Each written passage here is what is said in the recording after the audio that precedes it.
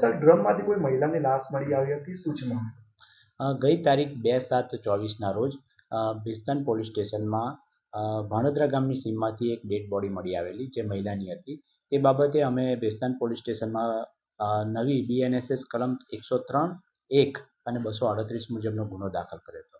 આના પછી અમારી ભેસ્તાનની ટોટલ 4 ટીમો અને ક્રાઇમની 7 ટીમો આની પાછળ લાગી હતી અને તેમણે સાથે મળીને આ ગુનો ડિટેક્ટ કરેલો છે.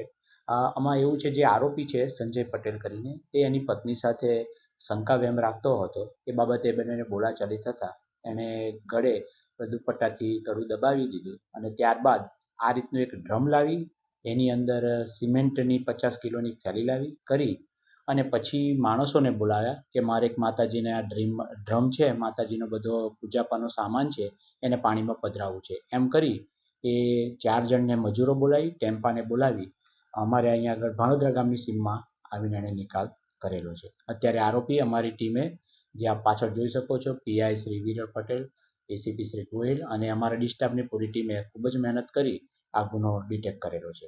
આ આરોપીને સાહેબ વિચાર કઈ રીતના આવ્યો આવી ઘટના કરવાનો? આરોપી પોતે કંઈ કમાતો નહોતો, થોડીક એને શારીરિક તકલીફ પણ હતી, એના અવારનવાર ઝઘડા થતા હતા પત્ની સાથે. એના બાબતે ગુસ્સે થઈને એણે આ કર્યું. પછી એને ડેડ બોડી નિકાલ કરવા કઈ રીતે કરવું એટલા માટે એણે જાતે આ વિચારી અને આ રીતનું પગલું ભરેલું છે. ક્રાઇમ પેટ્રોલ કઈ જોયું હતું સર?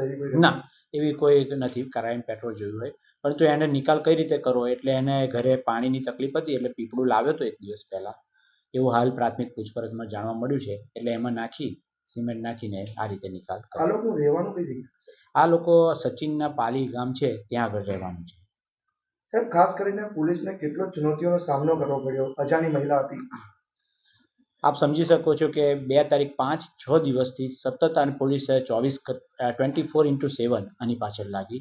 ટોટલ 238 જેટલા અલગ અલગ CCTV કેમેરા ચેક અમારી ભેસ્તાન પોલીસ અને અમારી ક્રાઇમ બ્રાન્ચ સાથે મળી જોયેલા છે અને એના પછી અમે આની સુધી પહોંચેલા છે.